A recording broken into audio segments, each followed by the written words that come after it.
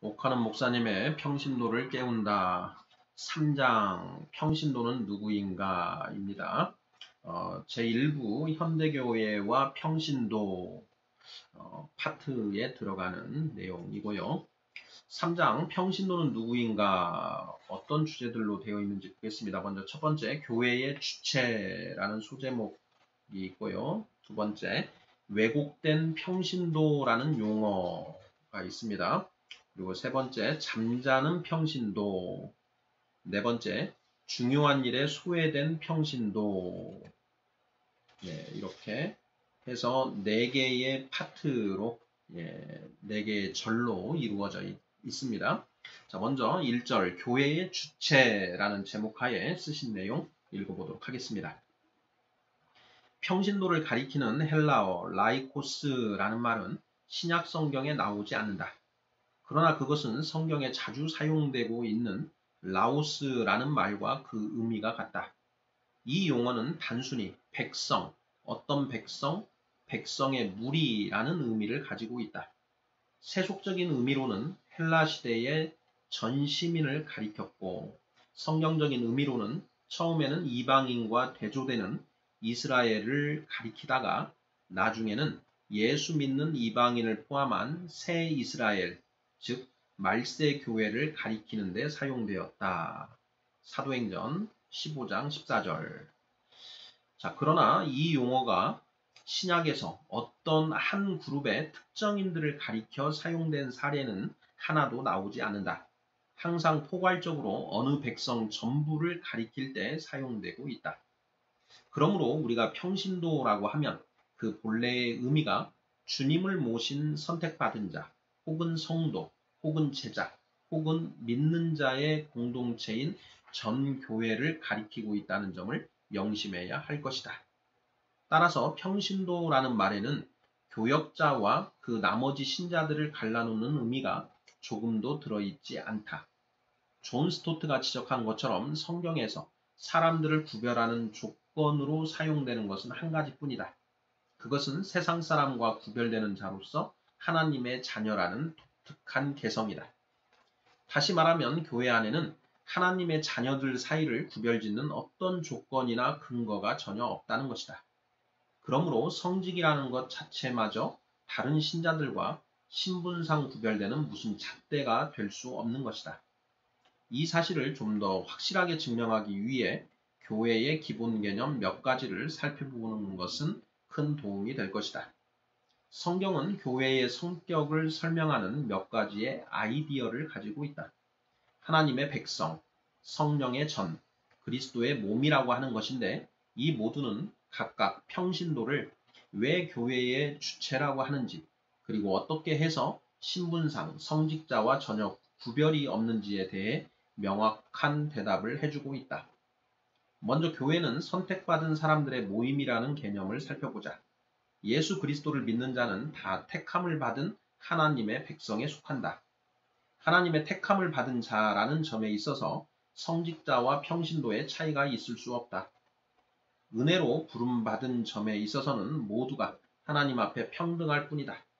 이것은 교회가 어떤 특정한 계급이나 신분을 용납할 수 있는 여지를 전혀 가지고 있지 않다는 것을 의미한다. 교회는 항상 그리고 어떤 경우에도 하나님의 전 백성이며 전 교회며 전 신자의 교제다. 그러므로 모든 신자는 근본적인 평등의 바탕에서 교회요 하나님의 백성의 일원인 것이다. 한 사람도 예외 없이 그들은 선택받은 자며 성도며 제자며 형제들이다. 다음으로 성령의 전이라는 개념이다. 예수 그리스도를 통해 믿는 자는 모두가 죄에서 놓인 자유인이다. 로마서 6장 18절에서 23절. 이제 그들은 자기 자신의 것이 아니라 그들을 해방시킨 그리스도의 소유가 되었다. 고린도전서 6장 19절. 그러므로 신자는 누구나 성령으로 채움을 입은 성령의 사람이다. 성령께서는 교회의 전 공동체와 각 개인으로 임하셨고 그 결과 전 교회가 다 새로운 피조물이 된 것이다. 이와 같은 의미에서 교회는 성령의 전이다. 그 안에서 모든 신자는 하나님이 기쁘게 받으실 신령한 제사를 드릴 거룩한 제사장이 된다. 베드로전서 2장 4절 5절. 이 제사는 물질적인 것이 아니라 기도와 찬양과 감사와 회개의 열매를 드리는 영적 제사이다. 성령을 모시고 있다는 점에서 성직자와 평신도는 전혀 차이가 없다. 성령으로 신령한 제사를 드리는 제사장이라는 점에서도 둘은 구별이 되지 않는다. 따라서 전 교회의 구성원인 평신도는 엄연히 교회의 주체이며 교회라는 공동체 그 자체인 것이다. 성직자는 이 공동체에 포함된 일원이라는 입장에서 주체가 될 수 있다. 끝으로 그리스도의 몸이라는 개념이 있다. 바울은 교회를 그리스도의 몸이라고 하였다. 에베소서 1장 23절. 그 몸의 머리는 그리스도요. 그 지체는 신자들이다. 고린도전서 12장 27절, 골로새서 1장 18절. 신자가 성령으로 세례를 받으면 그리스도의 몸에 참여하는 자가 되고 고린도전서 12장 13절. 성만찬에서 떡을 떼고 잔을 마실 때 그리스도와 한 몸이 된 신비스러운 일체감을 체험하게 된다. 고린도전서 10장 16, 17절. 교회를 그리스도의 몸이라 하는 것은 모든 신자가 지체로서 다 중요하며 각자가 고유한 기능을 가지고 있다는 것을 의미한다. 그들은 다 각자의 품위와 기능을 평등하게 소유하고 있다. 그러므로 모두가 서로 보살피고 사랑하며 기쁨과 감사함으로 봉사하지 않으면 안 된다. 이 점에서 성직자와 평신도가 다르다고 말할 수 있는가? 몸이 가진 유기적 특성은 모든 신자를 상호 의존의 관계에다 묶어놓고 있다. 심지어 각자의 믿음마저 교회라는 공동체에서 끊어질 경우 정상적으로 유지할 수 없게 된다. 믿음은 혼자 존재하지 못하고 믿는 사람 안에 존재한다. 그리고 믿는 사람들은 독립된 개체로 고립된 신자로 살지 않는다. 그들은 믿음의 공동체로서 메시지를 전하면 믿음으로 응답하는 공동체를 통해 자신들의 믿음을 가진다. 믿음이 전적으로 각자의 개인적 책임에 달려 있는 것임에도 불구하고 그 믿음이 믿음의 공동체인 교회에 속한 더 넓고 부요하며 오래된 것이지만 여전히 새로운 믿음의 한 부분이 되어 있다는 것을 인정하는 것은 우리에게 짐이 되는 것 못지않게 위로도 되는 것이다. 신자들이 지체로서 서로 깊은 의존의 관계를 가지고 있다는 것은 그들의 상호 사역의 필연성을 전제하는 것이다. 그들은 서로 돕지 아니하면 살아남을 수 없다. 성직자가 평신도를 위해 봉사하는 것만 아니라 평신도가 서로 영적 봉사를 하는 사역의 책임을 지지 않으면 안 된다. 이런 목적을 위해 성령께서는 각 지체에게 은혜의 분량대로 은사를 나누어 주신다. 고린도전서 12장 11절. 은사에는 모두가 평등하다. 은사를 받는데 예외가 없으며 은사 간에 차별도 없다. 각 지체가 이 은사를 통해서 몸을 고르게 하고 지체끼리 서로 돌아보게 된다. 고린도전서 12장 24, 25절. 이상에서 본 몇 가지 개념을 살펴보아도 성직자를 평신도보다 우월한 신분으로 보아야 할 근거를 아무 데서도 찾을 수 없다. 오히려 둘 사이는 평등하며 서로 다른 점이 없다는 사실만 확인할 뿐이다. 그럼에도 불구하고 현실적으로는 평신도가 성직자에 비해 하위 계급에 속한 자들처럼 대우를 받고 있다. 성직자가 교회의 주체인 양 인식이 되고 있다. 평신도는 교역자를 위해 존재하는 종속적인 존재처럼 처신하고 있다. 얼마나 잘못된 것인가? 이런 형편에서 어떻게 평신도가 본래의 자기 위치를 찾을 수 있으며 자기 역할을 감당할 수 있겠는가? 평신도를 깨워서 교회의 체질을 바꾸어 건강한 교회를 만들기 원하면 로마 교회의 비성경적인 성직 우월주의를 오른손으로 밀어내면서 왼손으로는 슬그머니 받아들이는 이상한 짓을 더 이상 용납하지 말아야 할 것이다. 네, 여기까지 해서 1절 교회의 주체라는 제목으로 쓰신 내용입니다. 2장에서 과연 이 평신도라는 개념을 어떻게 사용하고 있는가에 대해서 살펴봤었는데요. 그 2장 37쪽을 보면 만일 우리가 교역자가 중심이 된 교회, 예배의식에만 관심을 가진 무리들의 교회를 그대로 방치하고 평신도를 그리스도의 제자로 해산하는 진통을 깊이 한다면 이렇게 이제 쓰시고 있어서 이 평신도를 무리들과 이제 같은 개념으로 이렇게 보고 계시는 듯한 그런 뉘앙스를 받았는데요. 이 3장에서 지금 이제 평신도가 어떤 누구를 가리키는가 하는 이제 그 부분을 이제 정의를 내리고 계시는데 그 내용을 보면 선택받은 자, 성도, 제자, 예, 전교회 이런 이제 그 표현을 쓰십니다. 그러니까 결국은 저는 이 중에 이제 가장 좋은 표현은 성도를 가리킨다. 이렇게 성도라고 하는 표현이 이 평신도의 의미를 가장 잘 표현하는 게 아닌가 이렇게 생각합니다. 자, 성도가 누구를 성도라고 하나요? 자, 성도는 성령 받아서 거듭난 사람이 성도이지요. 41쪽에 보면 그러므로 신자는 누구나 성령으로 체험을 입은 성령의 사람이다. 이렇게 옥 목사님이 쓰셨는데요. 바로 저는 이 부분이 평신도의 개념을 가장 잘 표현하고 있다. 이런 생각이 듭니다. 성령 받은 사람, 거듭난 사람. 이렇게 이 거듭나야만 이제 하나님의 자녀인 것이고, 그 크리스찬이다. 성령을 받아야만 성령이 우리가 바로 크리스찬이라는 것을 증명해주는, 보증하는 그런 그 위치에 계시는 것이죠. 그래서 평신도는 그냥 성도라는 이런 개념으로 이렇게 이해를 하는 게 좋겠다. 이런 이제 말씀을 하시는 것이고, 결국 이 성도 안에 이제 직분들이 있는 것이죠. 어떤 사람은 선지자로, 어떤 사람은 사도로, 어떤 사람은 목사, 어떤 사람은 교사로 이렇게 이제 그 직분이 이제 나뉘어지는 것이다 하는 것입니다. 그런 내용들을 이제 다루고 있습니다. 그리고 평신도는 누구인가라는 제목 하에 교회의 주체다라고 이렇게 이제 명확하게 쓰고 계시네요. 그러면서 이제 옥 목사님은 그 부분을 지금 강조하고 계십니다.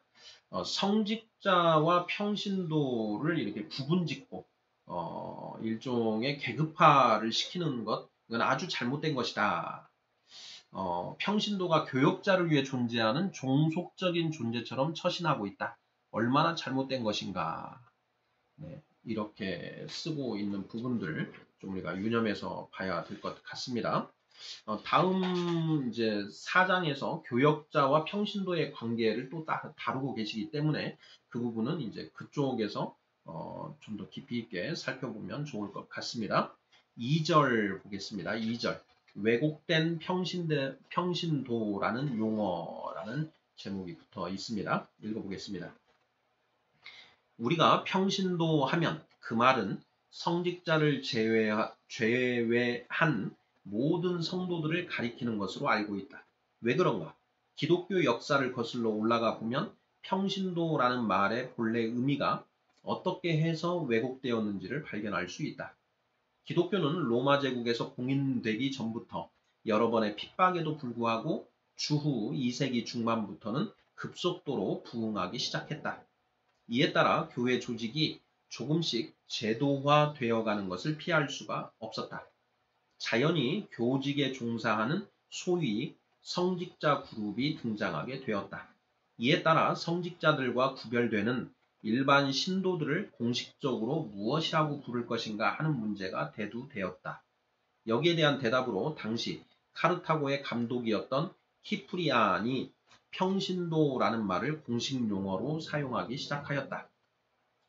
교직을 가진 자와 교직을 못 가진 자의 관계는 바로 구약 시대의 제사장과 백성의 관계처럼 성직자와 평신도라는 명칭에 따라 확연히 구별되기 시작한 것이다. 결국 평신도라는 말은 마치 교회 안에 두 계급이 존재하는 것 같은 인상을 던지는 변질된 이름으로 양성화되어 버렸다. 이렇게 해서 그 본래의 의미가 변질된 채로 지난 1500여 년 동안 사용되어 왔던 것이다. 오직 한 백성이며 평등한 하나님의 자녀만이 존재할 수 있는 교회 안에서 변질된 평신도라는 이름이 그대로 사용된다는 것은 어쩐지 이상할 수밖에 없다.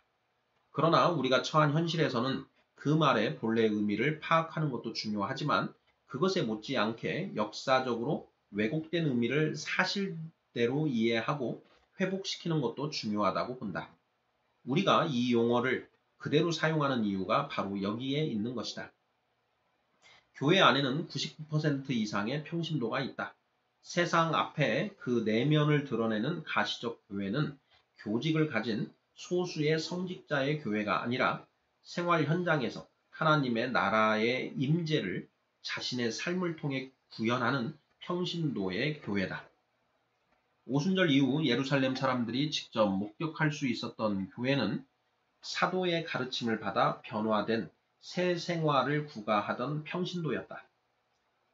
믿는 사람이 다 함께 있어 모든 물건을 서로 통용하고 또 재산과 소유를 팔아 각 사람의 필요를 따라 나누어주고 날마다 마음을 같이하여 성전에 모이기를 힘쓰고 집에서 떡을 떼며 기쁨과 순전한 마음으로 음식을 먹고 하나님을 찬미하며 또 온 백성에게 칭송을 받으니 주께서 구원받는 사람을 날마다 더하게 하시니라. 사도행전 2장 44절에서 47절 말씀. 세상은 평신도를 보고 교회를 안다.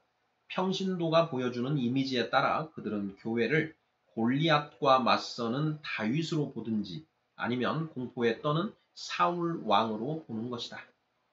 그러므로 평신도는 교회의 객체가 될 수 없다. 그들은 정기적으로 예배에 나와 경건한 의식에 잠깐 감명을 받고 돌아가는 관람객이나 교회 운영에 보탬을 주는 단골 손님이 아니다. 더욱이 주인의 명령에 마지못해 움직이는 하인의 신분도 아니다. 평신도는 그 말의 본래 의미대로 하나님의 백성이며 교회의 주체다. 성직자와 평등하게 그리스도의 몸에 속한 지체들이다. 그들 모두가 머리 대신 주님으로부터 소명을 받고 있다. 이 소명을 위해 성령은 각자 분수에 맞는 은사를 주어 몸의 지체로서 그 기능을 다하게 하신다. 네, 여기까지입니다. 자, 왜곡된 평신도라는 용어라는 제목 하에 쓰신 내용인데요. 그 중에 이제 그 평신도라는 용어가 처음 사용된 것이 이 주후 200년에서 258년이니까 주 한 230, 40년 경에 카르타고의 감독이었던 키프리안이 평신도라는 말을 공식용어로 사용하기 시작하였다라는 이 부분요. 이 부분이 이제 뭐 역사적 사실을 기록한 그런 내용입니다. 성직자들과 구별되는 일반 신도들, 성직자가 아닌 일반 신도들을 평신도라고 불렀다. 이런 내용인 것이죠. 그런데 이제 이 용어가 이렇게 쓰다 보니까 성직자와 평신도를 일종의 그 계급처럼 교회 안에 있는 두 개의 계급처럼 이렇게 인식하게 되는 그런 이제 왜곡이 일어나게 됐다. 이런 내용을 이제 쓰고 계십니다. 결국 이제 평신도는 일단 성직자가 아닌 일반 신도, 일반 성도, 성령 받은 성도 이렇게 이해를 하면 될 것 같습니다. 3절 보겠습니다. 잠자는 평신도라는 제목 하에 쓰신 내용입니다. 잠자는 평신도. 불행하게도 많은 교회에서 평신도가 잠을 자고 있다. 엄청난 저력을 가진 거인이 힘을 쓰지 못하고 있는 것이다. 물론 어느 교회나 열심히 헌신하는 약간의 평신도 그룹들이 있다. 그들의 봉사가 얼마나 귀하고 아름다운 것인가는 그들을 통해 지금까지 한국 교회에 내려주신 하나님의 은혜를 보아 알 수 있다. 그러나 지금 문제로 제기되는 부분은 그와 같은 탁월한 평신도의 대부분이 교회 조직의 기능을 유지하는 데 필요한 소위 통상적인 봉사활동의 범주를 벗어나지 못하고 있다는 것이며 그 중에서 교회의 본질적인 사역에 직접 참여하고 있는 소수의 모범적인 평신도마저 교역자의 옷자락을 받들어주는 소극적인 시녀 역에서 더 발전하지 못하고 있다는 것이다. 이것만이 아니다. 더 심각한 문제가 있다. 그것은 그와 같은 평신도의 역할마저도 극히 소수의 독점물이 되고 있고 나머지 신자들은 그런 현상마저 아주 당연한 것으로 받아들이고 있다는 점이다. 어떤 교역자들은 그와 같은 평신도의 피동적인 위치는 평신도가 자업자득한 결과이지 교역자의 책임이 아니라고 변명한다. 그의 말에 일리가 없는 것은 아니다. 교역자들이 열심히 가르치고 훈련하려고 할 때마다 여러 가지 구실을 만들어 빠져나가려고 하는 것이 대부분 평신도들의 몸에 배인 폐습이기 때문이다. 그들은 시간이 없다고 핑계를 댄다. 전문적인 교육을 받지 않아서 전도하는 일이나 가르치는 일이나 상담을 하는 일은 신학교를 나온 교역자가 해야 한다고 생각한다. 그들은 세상에서 생업에 종사하면서 무거운 짐을 지고 사는 사람이라 교회 안에서는 뒷자리를 지키며 시키는 일이나 적당히 하면 된다는 식으로 생각한다. 그 결과 하나님이 그들에게 주신 가장 중요한 소명을 에서가 장자권을 가볍게 처분해 버리듯이 포기해 버리는 것이다. 로렌스 경의 말을 인용해 보기로 하자. 평신도가 정말 원하는 것이 무엇인가? 그들은 교회답게 보이는 건물과 그들 보기에 성직자답게 성장한 목사와 평소 몸에 익은 스타일대로 드리는 예배를 원한다. 그리고 여기에 한 가지 더 원하는 것이 있다. 그것은 교회가 그들 혼자 가만히 있게 내버려 두어 달라는 것이다. 우리 주변을 둘러보아도 자기가 평신도라는 구실을 내세워 비슷한 소리를 하는 사람들이 얼마나 많은가. 만일 교회 지도자가 이와 같이 잘못된 평신도의 요구에 굴복한다면 그의 목회 생명은 숨이 끊어진 것이나 다름이 없다고 해야 할 것이다. 교회의 머리 되신 주님은 평신도를 방치하거나 병들게 한 책임을 반드시 교역자한테 물으실 것이다. 불에 타버릴 나무나 짚으로 집을 지었다면 그것은 교역자의 책임이지 평신도의 탓이 아닌 것이다. 평신도가 회피하기 위해 둘러댄 핑계들로 교역자의 책임 회피를 정당화하는 구실을 삼을 수는 없다. 교역자는 영적 지도자다. 이 말은 평신도에게 책임을 떠넘기는 일을 함부로 할 수 없는 자리에 있다는 것을 의미한다. 만일 평신도가 잘못되어 있다면 그것은 교역자가 잘못하고 있다는 것을 말하는 것이다. 그러므로 평신도가 교회의 손님처럼 남아있는가? 그들이 잠에서 깨어나지 못하고 있는가? 그렇다면 양떼를 치라고 하신 주님의 명령을 생각하고 정말 두려워 떨어야 할 것이다. 네, 이상의 내용을 잠자는 평신도라는 제목하에 쓰신 내용입니다. 평신도가 이제 잠자고 있는 이유가 무엇인가 하는 부분인데요. 저는 성경적으로 볼 때 모든 성도는 반드시 장성한 자가 되어야 합니다. 그런데 교회에서 그 장성한 자가 되어야 한다라는 그런 말을 거의 쓰지 않고 있습니다. 바로 그 부분이 문제가 아닌가라는 그런 생각이 듭니다. 성경은 분명히 우리로 하여금 장성한 자가 되어야 한다라는 것을 분명하게 선언하고 있고 촉구하고 있습니다. 히브리서 5장 12절, 13절, 14절을 보도록 하겠습니다. 히브리서 5장 12절입니다. 때가 오래되었으므로 너희가 마땅히 선생이 되었을 터인데 너희가 다시 하나님의 말씀의 초보에 대하여 누구에게서 가르침을 받아야 할 처지이니 단단한 음식은 못 먹고 젖이나 먹어야 할 자가 되었도다. 13절 이는 젖을 먹는 자마다 어린아이니 의의 말씀을 경험하지 못한 자요. 14절 단단한 음식은 장성한 자의 것이니 그들은 지각을 사용함으로 연단을 받아 선악을 분별하는 자들이니라. 6장까지 이어서 갑니다. 6장 1절 그러므로 우리가 그리스도의 도의 초보를 버리고 죽은 행실을 회개함과 하나님께 대한 신앙과 세례들과 안수와 죽은 자의 부활과 영원한 심판에 관한 교훈의 털을 다시 닦지 말고 완전한 대로 나아갈지니라. 3절 하나님께서 허락하시면 우리가 이것을 하리라. 이렇게 쓰고 있습니다.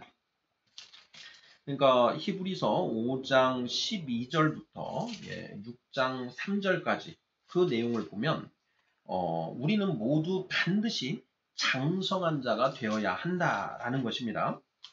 그런데 계속 어린아이 상태에 있으면서 젖이나 먹어야 할 그런 처지에 머물러 있다라는 것이죠.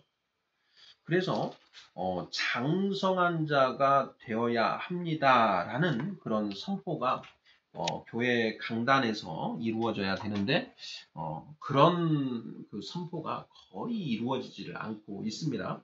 그래서 그 교회의 그 영적인 어린아이 상태에 있는 그 신자들이 그냥 그 상태에 안주하고 있고 장성한 자가 되기 위해서 노력해야 하는데 그러한 노력을 하지 않고 있다라는 것. 바로 이것이 그 평신도가 잠자는 이유다. 성경이 분명히 이야기하고 있는 장성한 자가 되어야 한다라는 부분, 이 부분이 선포가 안 되고 있는 것이 가장 큰 문제다라는 그런 생각이 듭니다.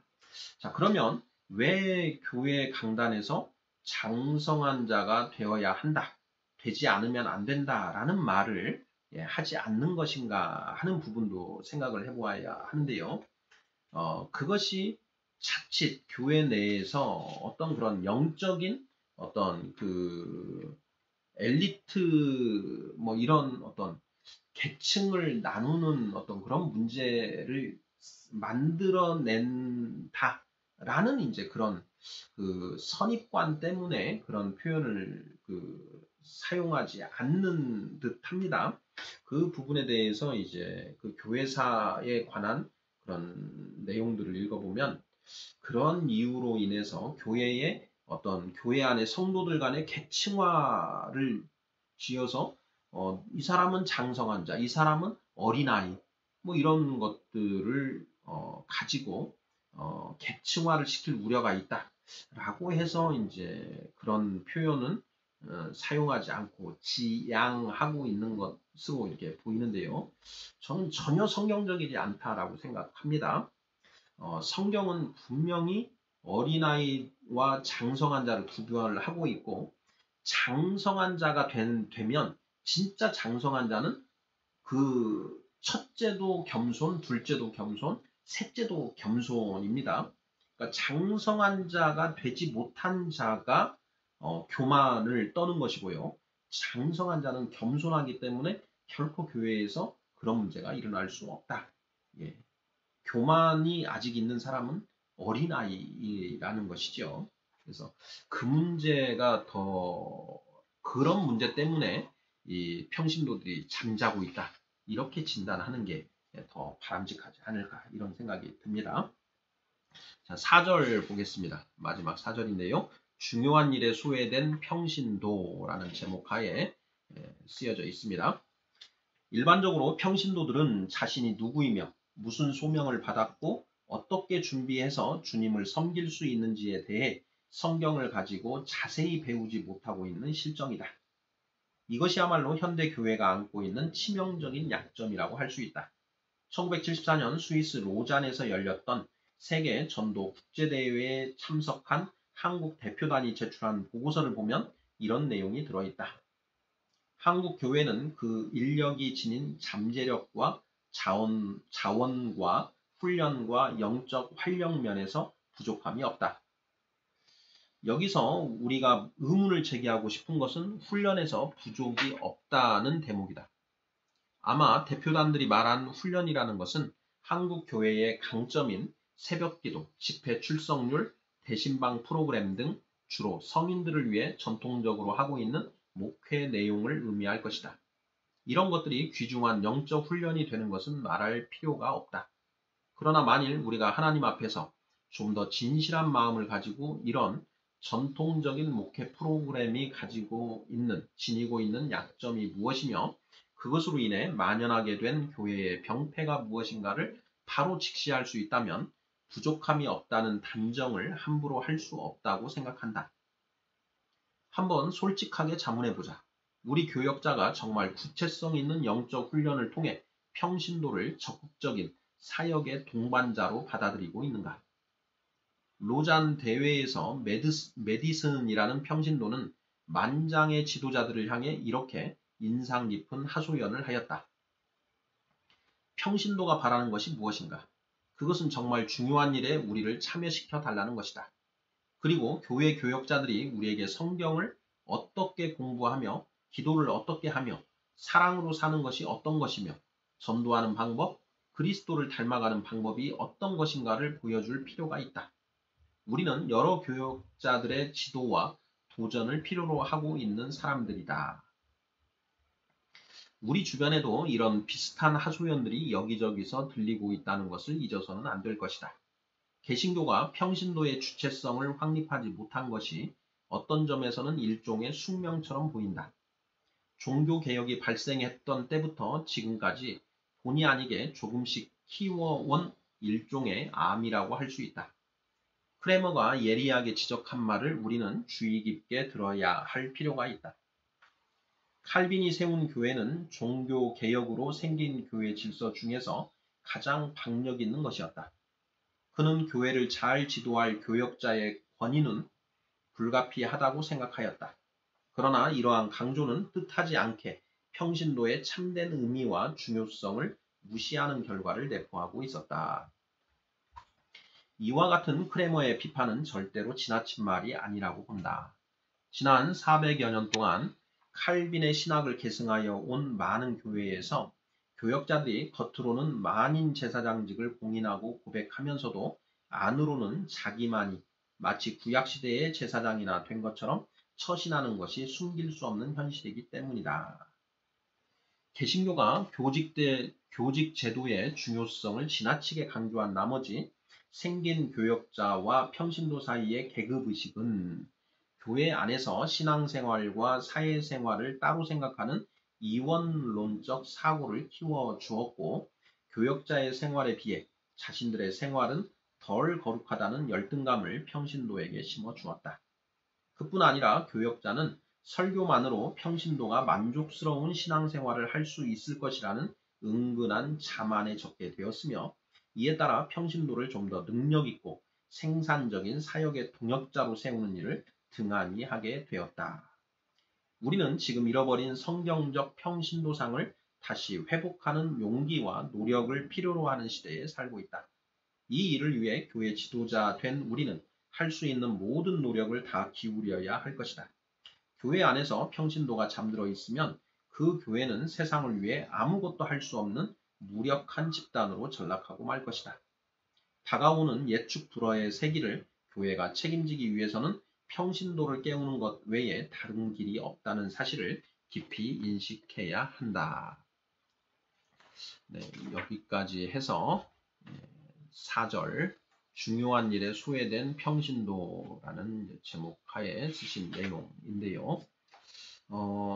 여기에 이제 나와 있는 내용 중에 저는 이제 특히 이 부분이 좀 많이 다가옵니다. 크레머가 이제 예리하게 지적한 말. 칼빈이 세운 교회는 종교개혁으로 생긴 교회 질서 중에서 가장 박력 있는 것이었다. 그는 교회를 잘 지도할 교역자의 권위는 불가피하다고 생각하였다. 그러나 이러한 강조는 뜻하지 않게 평신도의 참된 의미와 중요성을 무시하는 결과를 내포하고 있었다. 자, 이렇게 쓰여져 있는 부분인데요. 저는 이 부분이 참 많은 공감이 됩니다. 지난 400여 년 동안 칼빈의 신학을 계승하여 온 많은 교회에서 교역자들이 겉으로는 만인 제사장직을 공인하고 고백하면서도 안으로는 자기만이 마치 구약시대의 제사장이나 된 것처럼 처신하는 것이 숨길 수 없는 현실이기 때문이다. 만인 제사장직, 성령 받은 사람은 모두가 선지자이면서 제사장이면서 왕입니다.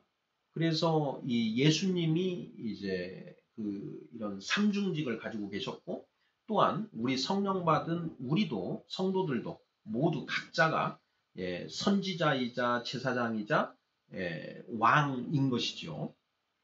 그런데 지금 방금 여기에 쓰여져 있는 것처럼 교회의 목사님들이 평신도들이 제사장이다 라는 것을 입으로는 이야기하면서도 실질적으로는 본인만 제사장인 것처럼 처신하고 있다, 이런 내용인 것이지요. 어떻게 보면 저는 그런 생각도 듭니다.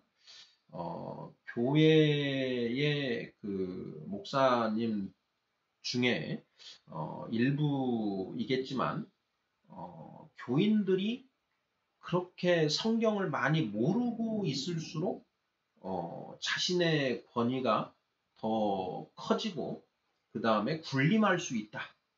그래서 어떻게 보면 이 성도들을 교육을 시키지 않고 더 장성한 자를 만들어야 되는데 그렇게 만들지를 않는 것 아닌가 하는 그런 생각도 들고요.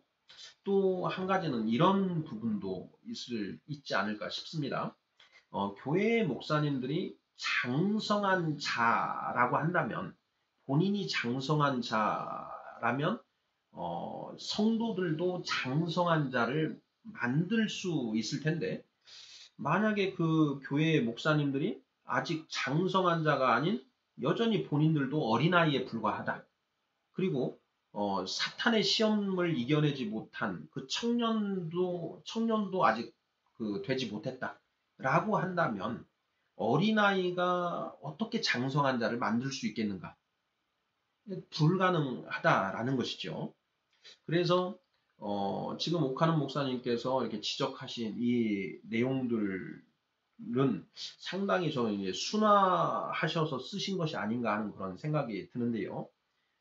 결국은 교회의 이 영적 지도자라고 할 수 있는 목사님들이 잘못한 부분들이 굉장히 많다라는 그 이야기를 지금 굉장히 순화시켜서 쓰시고 있는 것 같습니다.